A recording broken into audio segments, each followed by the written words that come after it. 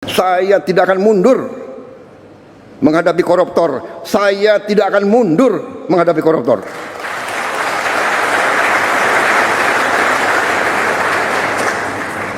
Mereka harus mengerti, saya ini siap mati untuk bangsa dan rakyat ini. Saya tidak takut mafia manapun, saya tidak takut.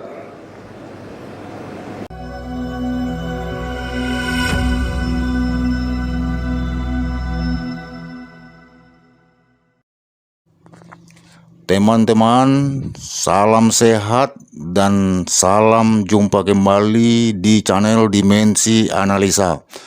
Oh ya teman-teman, jangan lupa ya, tinggalkan jejak subscribe-nya dan like dan komennya agar channel ini bisa drive. Ayo teman-teman, di sini kita ingin menanggapi mengenai konferensi pers ataupun pernyataan Pak Prabowo tentang pengesahan undang-undang perampasan harta korupsi.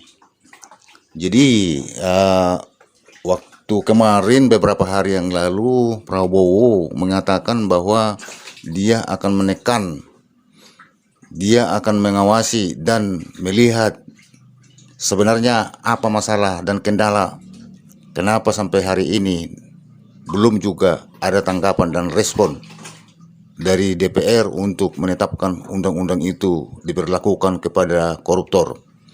Jadi DPR harus melakukan secepatnya dan membuat undang-undang itu agar masyarakat merasakan keberpihakan daripada pemerintah tentang dan mengenai hak-hak yang diinginkan oleh masyarakat, yaitu selama ini yang dianggap penting, dan masyarakat juga sudah sering menyuarakan bahwa koruptor itu harus dimiskinkan dan dirampas harta-hartanya sesuai apa yang dia rampas atau dikorupsi dari negara. Jadi itu memang benar-benar harus dikembalikan lagi ke negara. Begitu, itulah permintaan masyarakat. Jadi maksud Prabowo itu, segeralah DPR RI, segeralah Anda ini menyesahkan yaitu undang-undang, jangan lagi ditunda-tunda karena masyarakat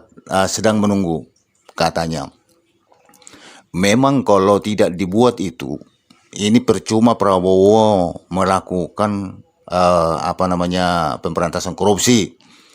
Sekalipun Prabowo mengatakan pemberantasan korupsi akan berapi-api ataupun misalnya dia tidak akan ada toleransi kepada korupsi, ya cuma hanya sebatas itu saja. Tapi karena nggak ada undang-undang di Indonesia, belum ada undang-undang yang benar-benar pasti untuk memiskinkan ataupun merampas uang itu. Misalnya di korupsi 1 miliar ataupun 100 miliar, katakan paling nanti yang disita 30 miliar misalnya kan. Baru nanti denda 500 juta, paling segitu, itu aja.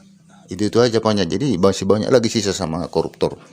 Jadi memang maksudnya, kalaupun misalnya ini tidak disahkan ataupun dibuat segera dengan undang-undang tadi, maka memang masyarakat akan melihat perjuangan Pak Prabowo ini, ataupun misalnya Prabowo mengatakan bahwa dia akan berkomitmen untuk memberantas korupsi, itu akan sia-sia, dan itu mungkin masyarakat akan melihat itu hanya omong-omong, hanya omong-omong aja itu. Karena apa? Bagaimanapun kalau nggak ada peraturan yang menunjang, peraturan yang mengikat itu koruptor-koruptor itu untuk dimiskinkan atau untuk dirampas hasil korupsinya, itu sia-sia juga semua. Walaupun ditangkapi, walaupun di penjara juga orang itu kan sama dengan di hotel juga sistemnya. Jadi kalau nggak ada peraturan-peraturan yang betul-betul bisa menekan daripada koruptor-koruptor ini, ya koruptor itu akan berlanjut terus. Jadi ini percuma Pak Prabowo untuk menggaung-gaungkan anti korupsi lah, anti itulah. Jadi inilah sebenarnya yang mau kita lihat. Kemarin konferensi pers daripada Pak Prabowo ini, dia mengatakan dia akan mengontrol dan dia akan melihat dan menekan daripada anggota Dewan DPR RI supaya segera mensahkan undang-undang ini. Ya, kita lihat dulu ya bagaimana sebenarnya powernya Prabowo untuk mengatakan seperti itu kepada anggota Dewan DPR RI.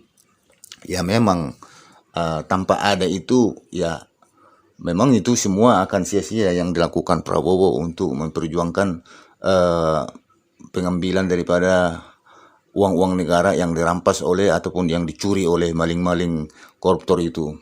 Jadi memang ya masyarakat juga kalau tidak ataupun apabila DPR mensahkan ini, maka masyarakat akan melihat bahwa pemerintah sekarang itu pro dengan masyarakat, pro dengan pemberantas itu benar-benar ada dan real gitu. Tapi kan nyatanya kita lihat kan DPR selalu berkelit terus DPR, berkelit. Menurut macam seorang pakar mengatakan DPR itu kenapa selalu menunda-nunda berkelit? Karena mereka juga takut. Mereka juga tahu seandainya mereka melakukan ataupun membuat undang-undang itu, mereka akan takut, mereka akan terbelit sendiri. Artinya mereka menciptakan suatu senjata itu akan menembak dirinya sendiri. Jadi mereka pasti menghindar dan menunda-nunda itu dan memberikan alasan-alasan kepada masyarakat bahwa itu bukan prioritas.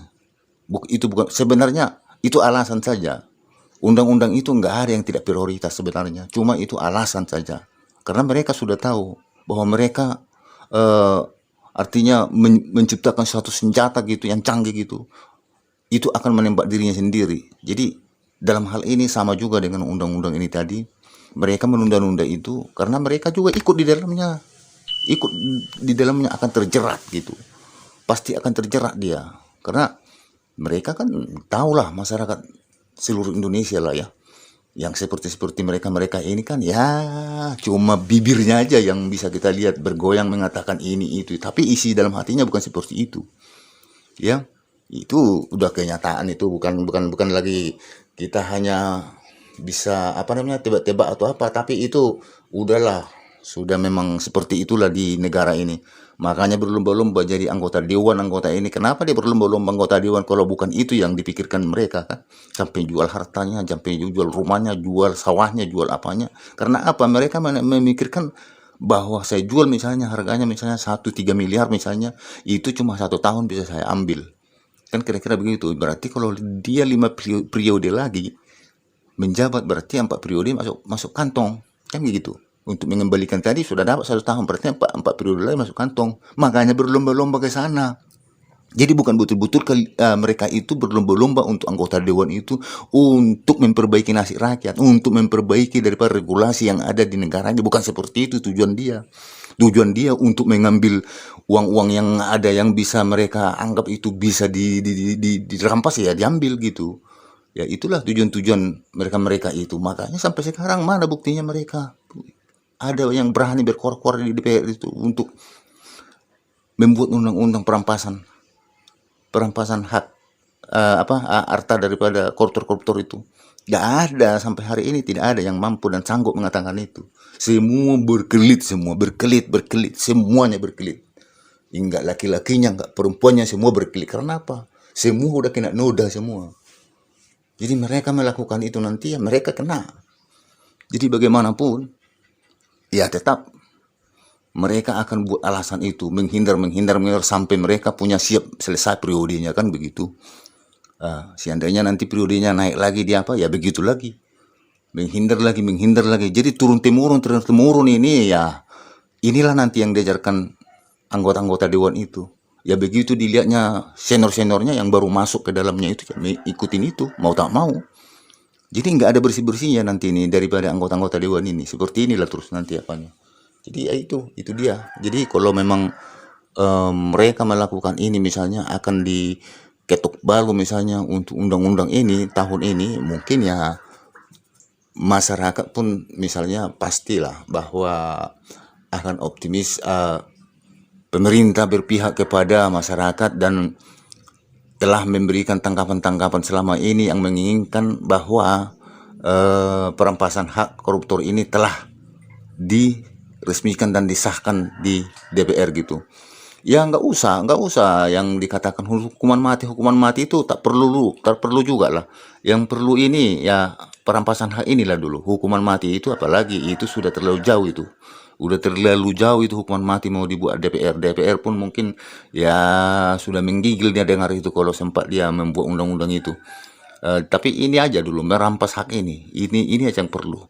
Apabila ini betul-betul Prabowo tekan kepada DPR, ditekankan ini bahwa Prabowo akan menekankan undang-undang ini disahkan segera, maka masyarakat pun akan percaya dengan kepemimpinan Pak Prabowo sekarang untuk memberantasan korupsi ini.